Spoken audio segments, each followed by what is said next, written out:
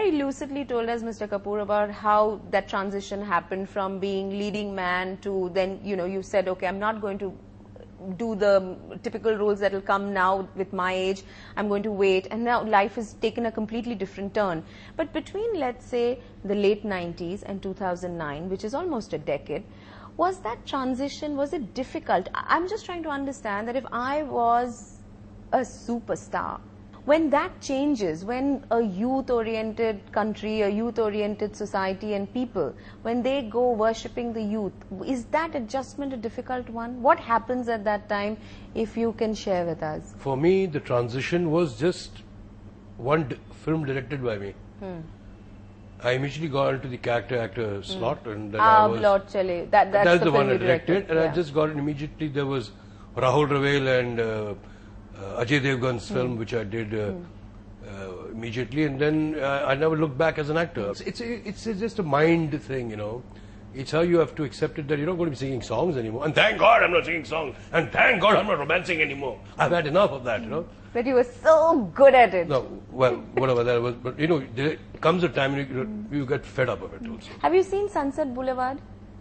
No, I haven't. Okay. Heard so much of it, but never. Yeah, but I know the last scene of the film. Yeah, my question is... I know what you're trying to get at. I this just want used to to understand. be probably two or three decades back, you know.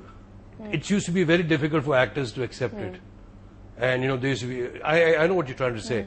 That's not so the case, because the magnitude of work is so big now, you know. Television, cinema.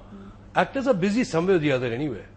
But probably, yes, 50s, 60s were difficult periods of time. And, you know, the shelf life of an actor was very short. But, you know, unfortunately, Hindi cinema is very youth-oriented. So you're only as good as what your youth is with you, you know, till then. Because you were romance. Because we are all about romance, song, dance, all that. Things have changed. As I said, there are flip side to everything. But I do understand the trauma actors may have encountered in the 50s and 60s, when they were losing out, where the sheen wasn't there, the importance of being a star wasn't there, the fanfare, the trimmings weren't there. I understand that, and I understand that that emotion.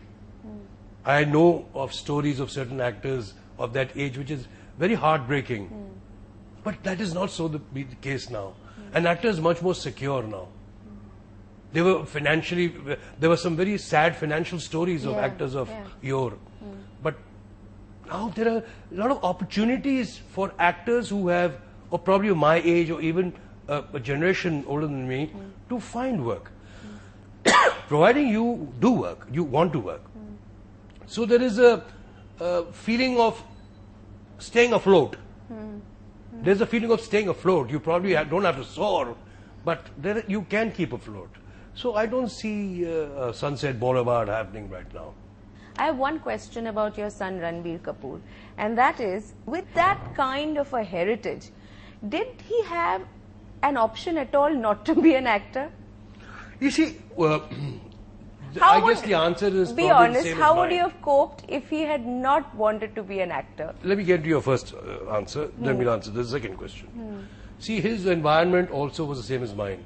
When I was a kid, coming back from school, after school hours, what is it? We were already in Chembur in our studios. So the whole ambience, the whole atmosphere, everything was studio, camera, actors, makeup, you know, film. You're growing up on Sundays, you're meeting your dada, you're meeting your uncles, chacha, you're meeting your mamas. Everybody was of cinema. So there is cinema growing in you. So it's such an influential thing. Same is with, probably was with Ranbir. And mind you, Ranbir had his grooming done to become a film man, not an actor.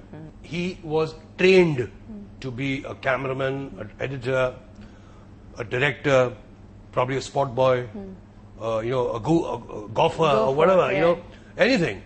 He was in the School of Visual Arts in New York.